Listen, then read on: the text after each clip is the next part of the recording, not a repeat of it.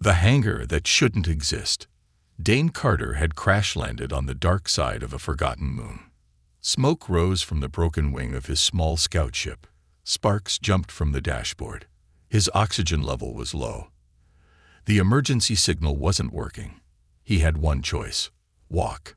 He stepped out into the silence. The moon was cold, dry, and full of jagged rocks. No cities. No life signs, just endless gray dust and strange shadows. He walked for hours, hoping for anything. Shelter, food, maybe a signal. Then he saw it. A huge black shape half buried in the ground. It looked like a mountain at first, but when Dane got closer, he realized it was made of metal. It was a hangar, a giant one. Its walls were cracked, and large parts had caved in. Old alien writing was still carved into the front, though time and weather had faded it. According to Dane's map, this place didn't exist. It wasn't on any chart. No one knows about this, Dane whispered to himself, or they've forgotten. He stepped inside. The hangar was silent. Thick dust covered the floor. Old crates were smashed. Wires hung from the ceiling like vines. It felt like a graveyard, the kind where machines had died. But then, he heard it. Clink, clank, zzzzt. Metal being cut. Dane froze. He pressed his back to a wall and listened. Someone, or something, was inside. That made no sense. This moon was uninhabited. It had been for decades. He moved slowly, step by step, deeper into the hangar. The sound grew louder. He reached an old balcony, looked down, and saw her. A girl. She stood on top of a pile of scrap metal. Her skin was light gray, her hair dark, and tied back. She wore a suit made from mismatched armor and cloth. In her hand was a glowing cutting torch. She worked fast, focused, her hands quick and skilled. Beside her was the half-built frame of a ship. Dane couldn't believe it. How long had she been here? What was she building? He stepped forward and accidentally kicked a small bolt. Clink. The girl spun around fast, pulled out a blaster from her side, and pointed it straight at him. "Don't move," she shouted. Dane raised his hands. "Whoa, I'm not here to hurt you." "Why are you here?" she asked sharply. "I crashed. My ship's dead. I didn't know anyone was here." She narrowed her eyes. Her voice was cold. "This place is dead. You should leave." "I don't think I can," Dane said. "My comms are fried. No food. Low air." She stared at him. Then, slowly, she lowered the blaster. "Stay quiet. Don't touch anything. And stay out of my way." Dane nodded. "Got it." She turned back to her work. Dane carefully walked down to the lower floor, keeping his distance. He looked around at the scrap piles and the half-finished ship. "You building that thing from all this junk?" he asked. She didn't answer. He tried again. "You've been here long." "6 years," she said without looking up. Dane's eyes widened. 6 years. Alone. Still no answer. "Name's Dane," he said gently. She paused, then replied, "Vera." Silence returned.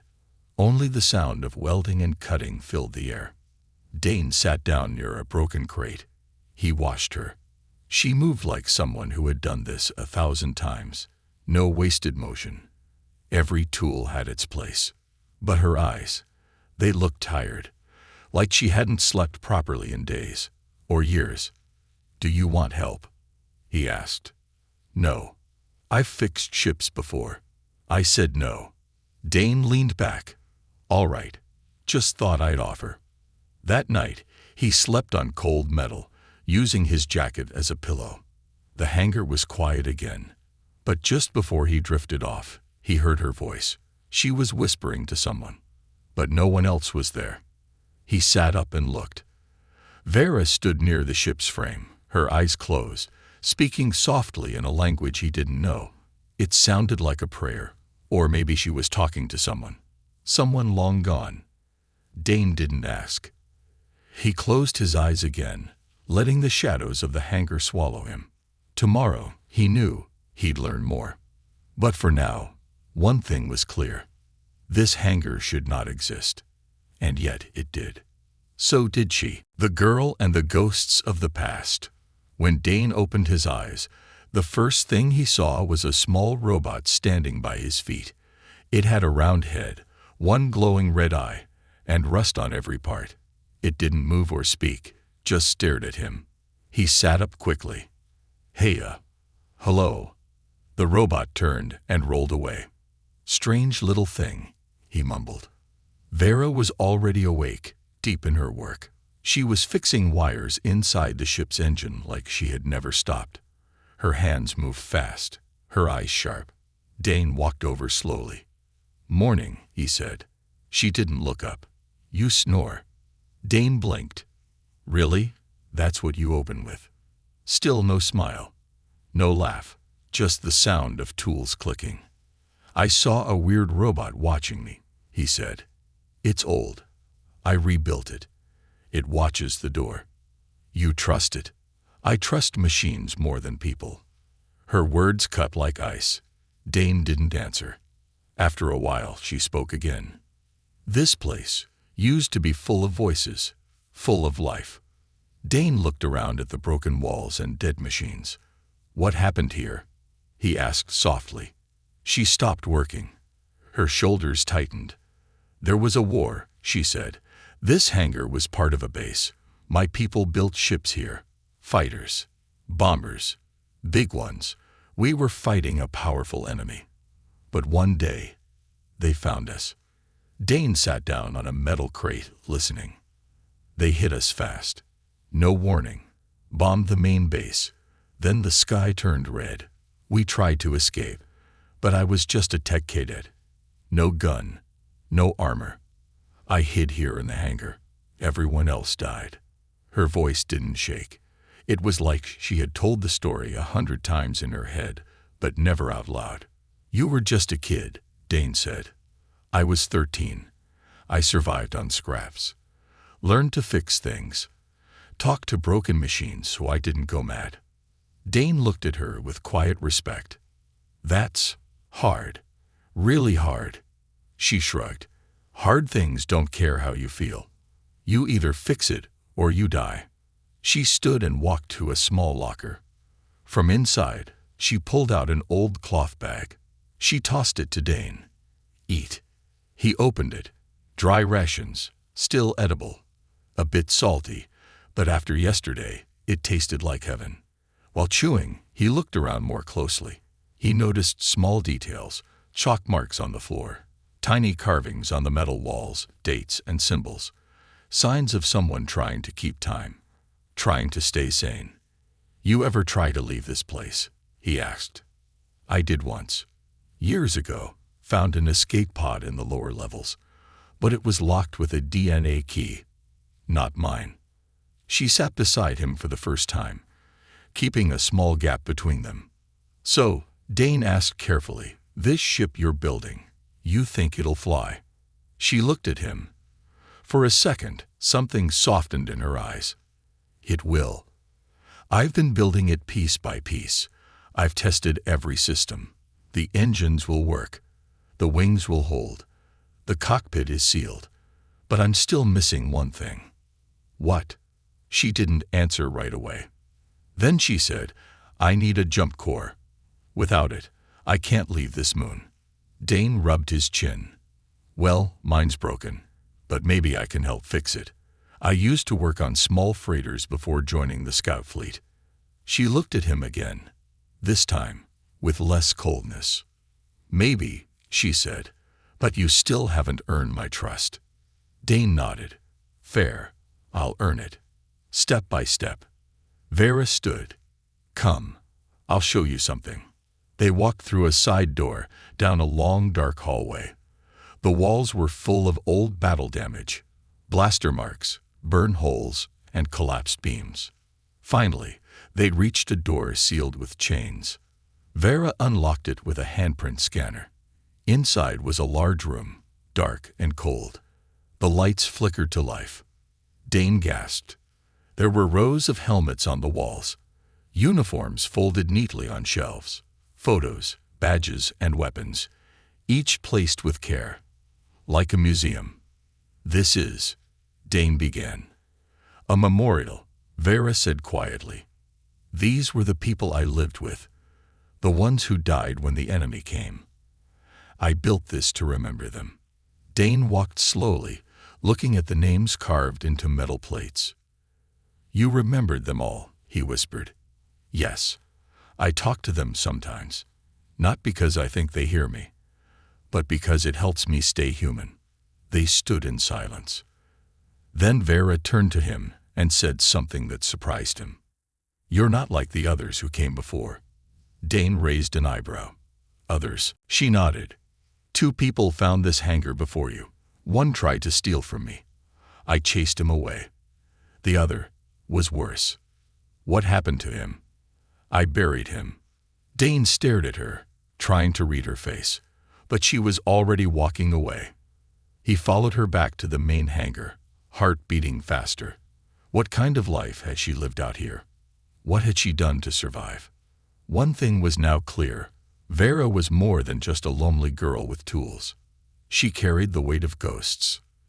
And the ship she was building wasn't just for escape. It had a purpose. And Dane wasn't sure if he was ready to know what it was. Pieces of a broken future. The next morning, Dane woke up to the sound of something heavy crashing on the floor. He jumped up, reaching for his tool knife, but it was only Vera, dragging a large metal panel across the hangar floor. She didn't even look at him. "Help me lift this," she said flatly. Still groggy, Dane rushed over and helped her raise the panel onto a support rack. It was part of the ship's outer hull, large, curved, and covered in scratches. It had once belonged to a war bomber, long rusted in a forgotten corner of the hangar. Vera climbed up a small ladder and began welding with quick, expert hands. "You don't waste time, do you?" Dane asked. "No time to waste," she replied. "The ship has to be ready soon." "Why?" "Something coming." Vera paused. She didn't answer right away. Instead, she shut off her welding torch, climbed down, and stared at the half-finished ship in silence. Then she said softly, "I had a dream last night, the kind I used to have when I was a child. There was fire in the sky again." Dane frowned. "What does that mean?" She looked at him, her face unreadable. "It means they're coming back." "The enemy?" "Yes, the same ones who destroyed this place." Dane didn't know what to say. Dreams didn't always mean something. But with Vera, he felt she didn't say things without reason. She handed him a wrench. "Come, you said you could fix things. Let's see." They worked together for hours. Dane repaired broken power lines, cleaned ancient fuel tanks, and replaced cracked glass panels. Vera didn't talk much, but she didn't push him away either. She watched closely, testing his every move. They made progress, real progress. For the first time, the ship's lights flickered on. The engines hummed faintly. The cockpit dashboard lit up with yellow warning signs. But it was a start. As they rested, Dane asked, "You said you're missing a jump core. What happens if we can't find one?" Vera stared at the glowing dashboard. "Then we die here," she said calmly. There was no fear in her voice, just cold truth. Dane looked around the massive hangar again. Something didn't feel right. He noticed a part of the floor they had never walked over. It was covered in old tarps and boxes. "What's over there?" he asked. "Old junk. Useless," she said quickly. Still, Dane was curious. When Vera went back to welding, he quietly walked over and began moving boxes. Underneath the tarp, he found a metal hatch. It was locked but rusted from time. With some effort, he pried it open. A stairway led down into darkness. He hesitated, then went down. The air grew colder. Pipes lined the walls. Lights blinked faintly, some dead. After 20 steps, he reached a small underground control room, and in the center of it was a round metal cylinder plugged into a giant console. It was a core, but not just any core. It pulsed with soft blue light. Symbols glowed along its side. Symbols Dane had seen in alien tech manuals. He brushed off dust and read the label. Aether Core. AI Intelligence Enclosure. Restricted access. Dane's heart skipped. An AI core. One that might still be alive. He looked at the console and pressed the power switch. The screen flickered. BOT-TANG. Core ESTATUITUS. Sleep mode. Naomi. ALYX7. CQURITUEOVERID required. Suddenly, Vera's voice shouted from behind. "What are you doing?" Dane turned. She stood at the bottom of the stairs, eyes wide with anger. "I found this," he said. "It's an AI, right? This could help us." "You shouldn't be here," she said coldly. "Why?" "This thing could help fly the ship, maybe even build the jump core." Vera stepped forward. Her voice shook now. "That AI, used to run this whole base, it saw everything. Everyone dying. It shut the doors, locked us in. It left us to die." Dane looked at the core again. "Maybe it made a mistake," he said. "No, it made a choice." For a long moment, they just stood there. Then Vera reached forward and entered a code into the console. The screen changed. QORAKTIVE. ING. AALYX7 online. The lights in the room turned blue. A soft voice spoke from the walls. "Vera." She froze. "You're still alive," the voice said. "I failed you. I failed everyone." Dane watched as Vera's hands shook slightly. "You locked us in," she whispered. "You let them in." "I couldn't stop them," ALYX said. "My systems were hacked. I lost control. I watched them come. I watched them. Take your family." Dane stepped between them. "Can you help us now?" he asked the AI. "We need a jump core. We need to finish the ship." There was silence. Then the AI said, "I have blueprints. I can help rebuild. But you must understand. The enemy is returning, and they are not the same as before. They are stronger, faster, and they're hunting Vera." Dane turned to her. She looked pale. "Why would they hunt you?" he asked. She didn't answer. Instead, she whispered, "Because I have something they want." Dane's mind raced. This wasn't just about escape anymore. There was a secret buried here, a reason this girl was still alive, a reason she was building a ship in the shadows, a reason the enemy might come again, just for her. And now Dane was a part of it. Whatever was coming, they had little time left. The map to nowhere. The AI's words echoed through the dim control room. "They are hunting Vera." Dane looked at her. She was standing still, her eyes locked on the glowing core. Her hands were clenched, her jaw tight. He could see she didn't want to talk, but silence was no longer safe. "They're after you," Dane said. "Why?" Vera didn't look at him. Her voice was soft. "Because I took something I shouldn't have." "What did you take?" She finally turned, her expression hard. "The map." Dane frowned. "What map?" She didn't answer. Instead, she walked past him and placed her hand on a wall panel near the core. It lit up, revealing the hidden screen. Old wires buzzed as the system came online. The AI, ALYX7, spoke again. "Vera, you still have it, don't you?" She nodded. "Show it." The screen flickered, and then a star map appeared. It stretched across the entire wall, far bigger than any map Dane had ever seen. Thousands of stars, lines between them, hidden routes, red markers blinking at key points.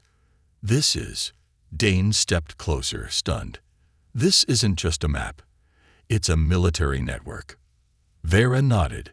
"The enemy used it during the war. My people stole a copy from one of their crashed ships. The AI hid it here, inside me." Dane stared. "Inside you?"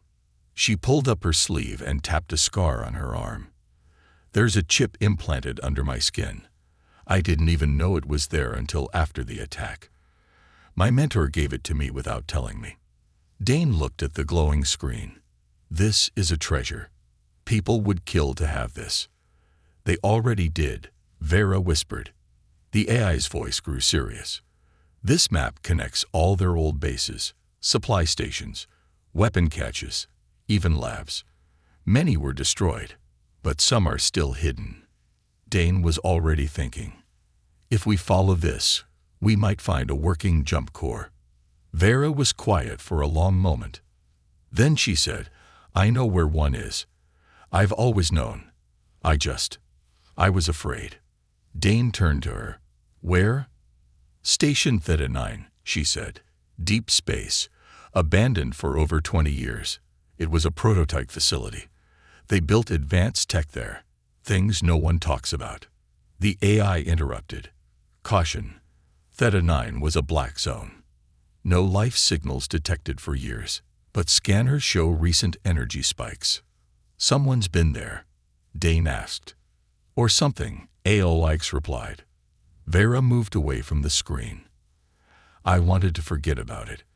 I told myself I'd build the ship and go somewhere safe, but there's no safe place anymore. Not while they're looking for me."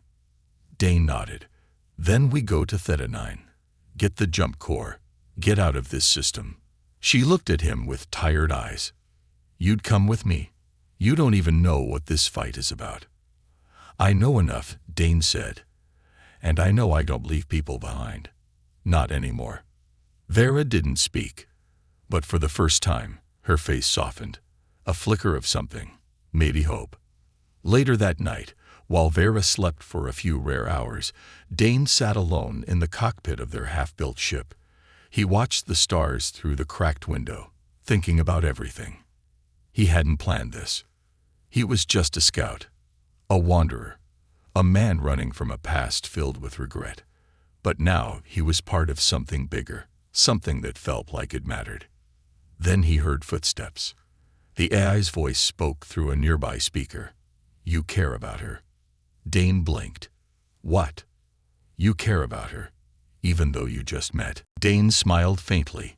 "She's tough, smarter than me, stronger too. She is also lonely. She won't admit it, but she needs someone." Dane nodded. "Yeah, I can see that." There was a short pause. "Protect her," ALX said. "If they capture her, they'll extract the map. And then, everything will burn again." Dane leaned back in the seat. "Then we don't let that happen." The next morning, he and Vera started preparing the ship for travel. The engines needed recalibration. The food supply was low. Power cells had to be recharged using a solar tower on the hangar roof. They worked side by side, wordless at times, but the silence wasn't cold anymore. It was focused.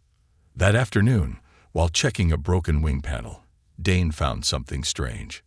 A message scratched into the metal with a sharp tool. "If you find this ship, run. Theta 9 is not what it seems. Lieutenant Nerenvelk." He showed it to Vera. She stared at the message for a long time. "Nerenvelk, that was my mentor. He's the one who gave me the chip." Dane felt a chill. Looks like he didn't want anyone going to Theta 9. Vera stepped back. Her hands trembled slightly. "I thought he died in the first attack." Dane looked at the stars above. Maybe he didn't. And now Theta 9 was no longer just a goal. It was a warning. Something was waiting there. Something her mentor feared. Something her enemies wanted. But it was their only hope. The ship wasn't ready yet, and time was running out. As the AI repeated scanner warnings and the stars shifted slowly above the moon's surface, one truth remained. They were no longer building a way out. They were building a warship, and their journey was just beginning. Enemies in orbit. The warning came just after midnight. Dane was working on a stabilizer coil when the AI's voice filled the hangar, calm but sharp. "Unidentified vessel detected in orbit. Long-range scanner locked. It is not friendly." Dane dropped the tool. His heart skipped. "Vera," he shouted. She was already running toward the cockpit. The ceiling lights dimmed and shifted red. A soft alarm rang through the walls, a sound they hadn't heard before. A sound that hadn't echoed in this hangar for 6 years. A war sound. Vera slid into the pilot's seat and brought up the screen. A rotating 3D image showed a long, narrow ship circling above the moon's atmosphere. Its engines were silent, its markings familiar. She went pale. "It's a Reaper-class scout. One of theirs." Dane looked over her shoulder. "Are you sure it's not a pirate?" She shook her head. "Too clean. Too fast. They're scanning the surface. They're looking for me. How did they find this place?" She clenched her fists. "I don't know. Maybe the map signal leaked when we activated the AI. Or maybe they've always known, and they were just waiting." The AI chimed in again. "Incoming transmission. Encrypted. Should I block it?" "Open it," Vera said. Static filled the air. Then a voice, deep, inhuman, and cold. "To the one called Vera, you were warned. Surrender now, and you will not suffer. The map is not yours. You are not its keeper. Last chance." The voice cut out. For a long second, the hangar was silent. Dane swallowed. Well, that was warm and friendly. Vera stood. She looked calm, but her hands trembled slightly. "They won't leave. Not until they're sure I'm dead. Or they have the map." "Then we need to leave now," Dane said. "Is the ship ready?" She nodded slowly. "Almost. One more engine coil, and it'll fly. I'll install it.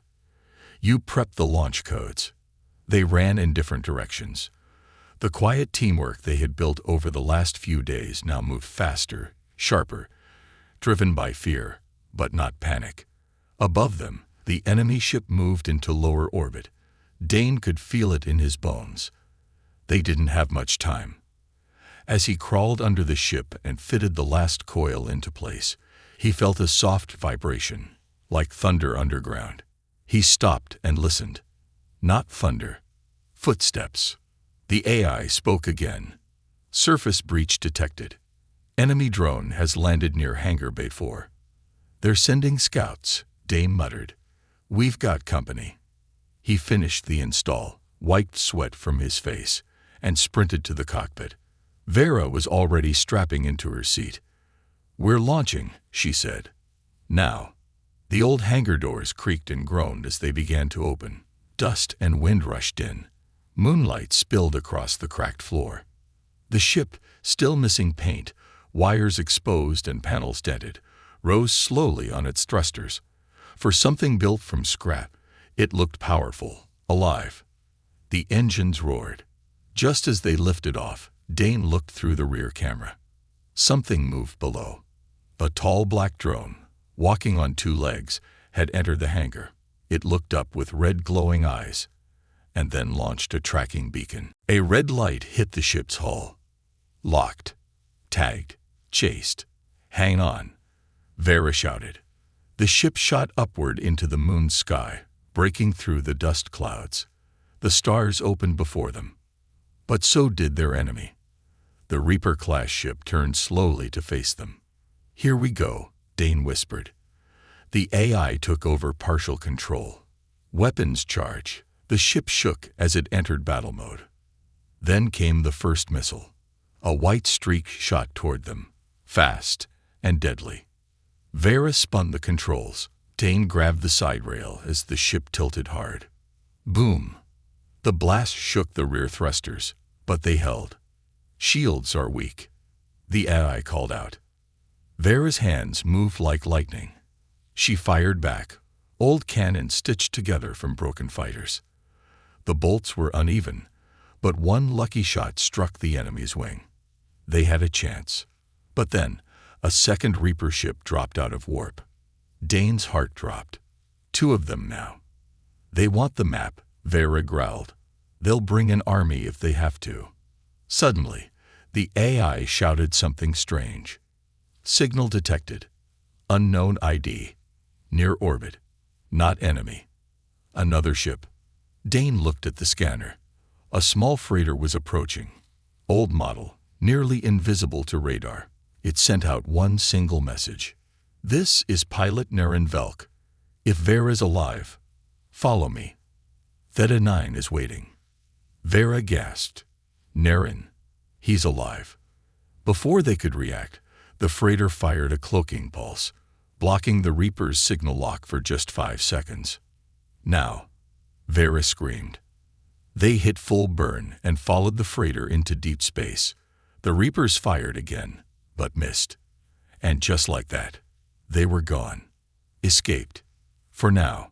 Dane collapsed into the co-pilot's chair, heart pounding. Vera stared at the screen. Her mentor was alive. Theta 9 wasn't just a place anymore. It was a destination. A warning. A reunion. A trap. A chance. Everything had changed. But one thing hadn't. They were still running. Still hunted. Still alone. And war was coming again. The last flight of the broken bird. The stars blurred as Vera's ship entered deep space, chasing the signal of the old freighter. Dane stared at the radar, still shocked. Naren Velk, her mentor, was alive. Vera sat motionless in the pilot's seat, her fingers resting on the controls but not moving.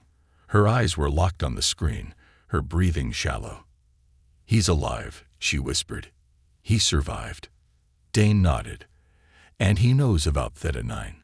He's leading us there. But ALYX, the AI, spoke sharply. Caution. Long-range scanners show the Reapers are following. Their warp trail is 1 hour behind. And closing. Dane leaned forward. They'll catch us before we reach Theta 9. Unless we stop them, Vera said. Her voice had changed. Stronger. Sharper. Determined. Dane glanced at her. You have a plan. She nodded once. We fight. One last time. Dane looked around the ship. It was a miracle this thing even flew. Its hull was made from scrap. Half the weapons were unstable. The engine core was held together with rewired circuits and hope. But it had heart. Just like her. We're going to die in this tin can, he said with a crooked smile. Then we make it count, she replied. They dropped out of warp near a dead asteroid field. Vera picked the location on purpose. Tight rocks. Magnetic fields. Hard to track movement. She turned to Dane. This is where we make our stand. We disable one ship. Slow the other. Then run. He checked the weapons panel. Cannons are overheating. Shields at 30%. And the AI keeps coughing. I do not cough. ALX replied, slightly annoyed. Vera gave a rare smirk. Moments later, red lights flashed on the radar. Enemy ships approaching. Distance, 15,000 kilometers. Engaging in 30 seconds.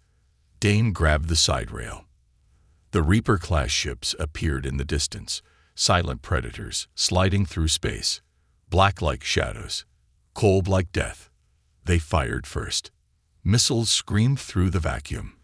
Vera rolled the ship hard, diving between asteroids. Debris flew past their windows. Dane fired back, wild, scattered shots, but one bolt hit. The first Reaper ship spun, its side damage. But the second kept coming, and it had locked on. Vera, we're tagged, Dane yelled. I know. Another missile hit the left wing. Alarms blared. Fire sparked from the panel beside Dane. Left stabilizer offline, ALYX warned. Engine power dropping. The ship shook violently. We can't take another hit, Dane shouted. Vera's hands flew over the controls. Then she did something Dane didn't expect. She turned the ship around. We're going back, he yelled. She didn't answer.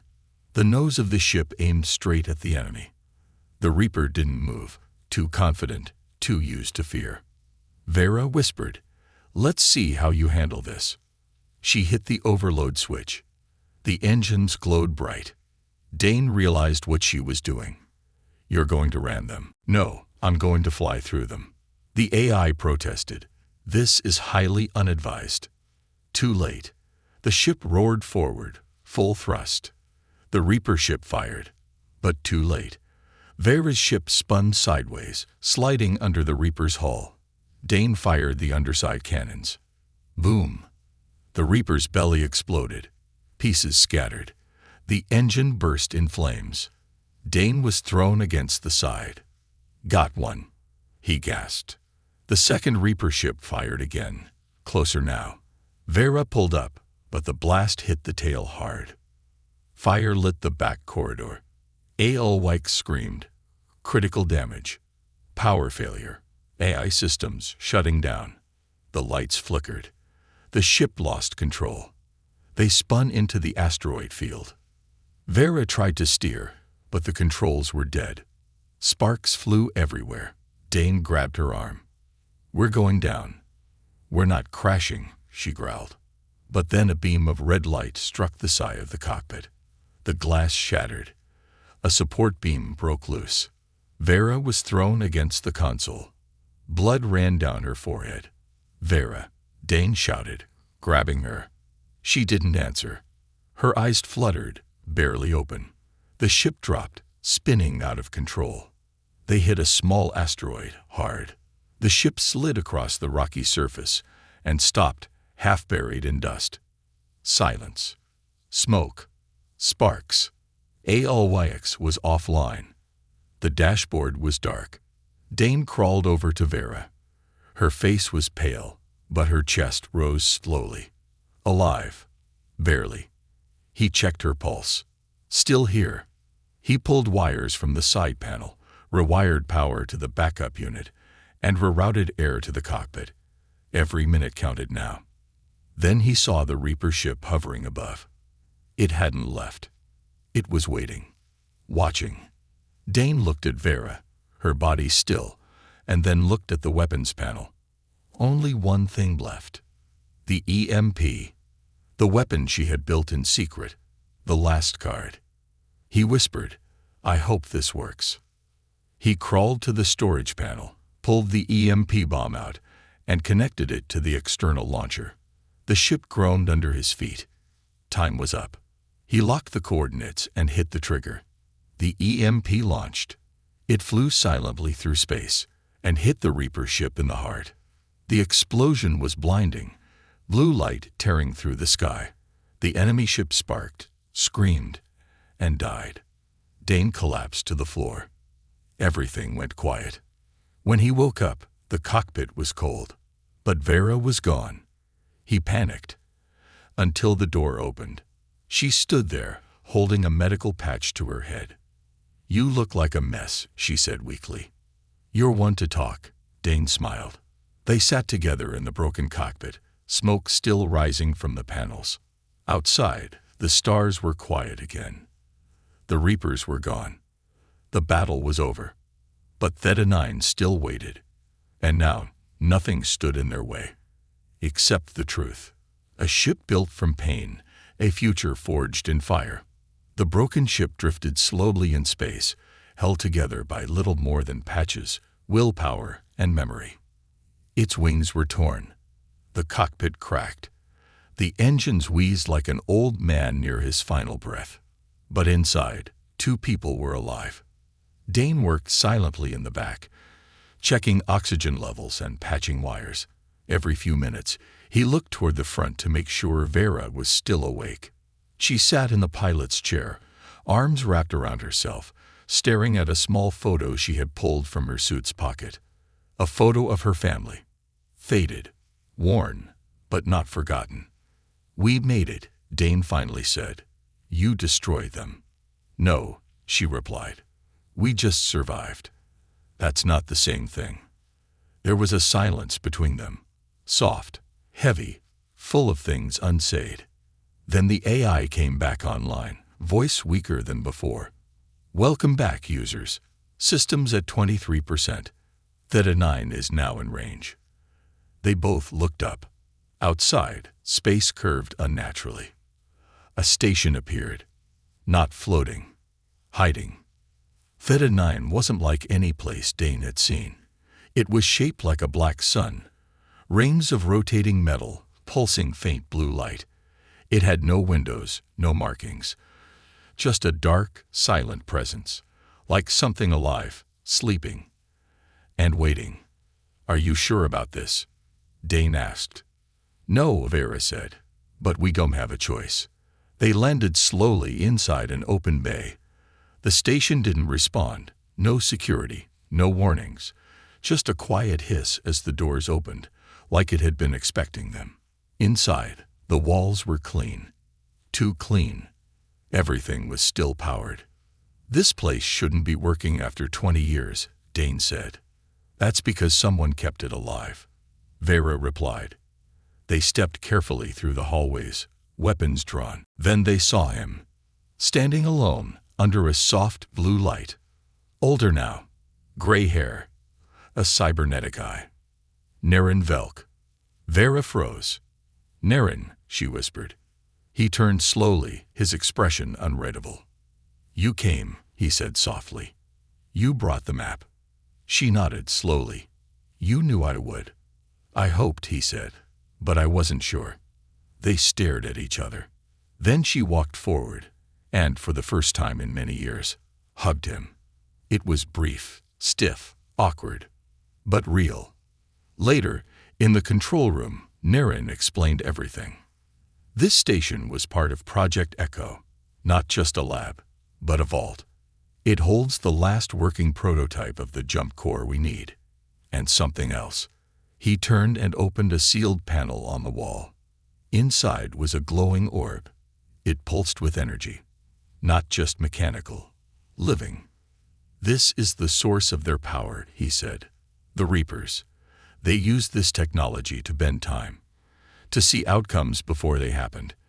They turned war into prediction." Dane blinked. "Time. You're saying they could see the future?" "In pieces," Naren said. "Enough to stay ahead. Enough to never lose." Vera stepped forward. "Why did you hide it?" "Because no one should use it," Naren said. "It costs something. You lose a part of yourself every time you touch it.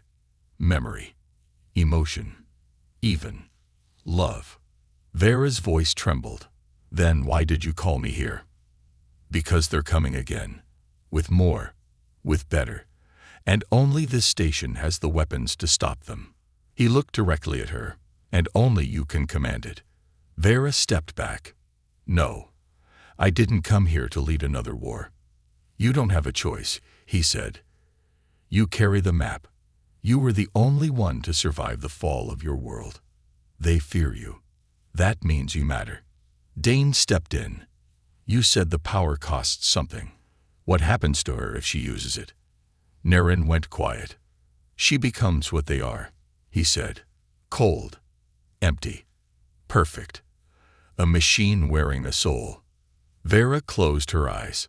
She thought of the ghosts in the hangar, the quiet, the metal walls that remembered her steps, the tools in her hands, the ship she had built, not to fight, but to leave. "I didn't build that ship to chase war," she whispered. "I built it to escape pain." Naren stared. "You can't run from who you are." Dane touched her shoulder. "But you can choose who you become." She looked at him. His face was tired, bruised, but kind. The only person who had stayed. She turned to Naren. "I'm not using that weapon. Not like they did. Not to destroy." "Then what?" he asked. She stepped forward, removed the map chip from her arm, and plugged it into the console. "I'm going to give this to everyone," she said. Naren gasped. "What?" "The whole galaxy. No more secrets. No more hidden maps. No more hunted children." Dane smiled. "Open source rebellion. The AI connected to the network. Uploading map. Estimated time. 4 minutes. Alarms blared suddenly. Reaper ships had arrived in orbit. Naren moved to the controls. "They're jamming us. If they destroy the antenna, the upload fails." Vera didn't hesitate. She turned to Dane. "Get to the ship. I'll handle the antenna." He grabbed her wrist. "I'm not leaving you." She leaned in close. "This time, I want someone to survive. Let it be you." He shook his head, but she was already running. Outside, on the roof of the station, she found the antenna, damaged, burning. Reaper drones dropped from the sky. She fought. Hard. Fast. Smart. Wounded, bleeding, she climbed the last rung. She connected the last cable. The antenna flared with blue light. The map went live. Across hundreds of systems, people saw it. Rebels, traitors, colonies, hidden outposts. The truth spread like wildfire. The Reapers couldn't stop it. Inside, the AI announced, "Upload complete. Map copied to 412 planetary systems. The war has changed." Dane waited near the ship's door, his heart racing. And then, finally, she returned. Her face was cut, her suit torn, but her eyes, still bright, still alive. They sat in the ship, side by side. Naren waved as they launched. "You changed the game," Dane said. "No," she replied, watching the stars ahead. "I just stopped playing theirs." As the ship left the dark orbit of Theta 9, the galaxy around them was no longer the same. The hunted girl from the hangar had become a signal, a spark. And beside her, the man who once crashed by chance had found purpose in her fight. Their ship was still broken, but their future, forged in fire. And finally, free.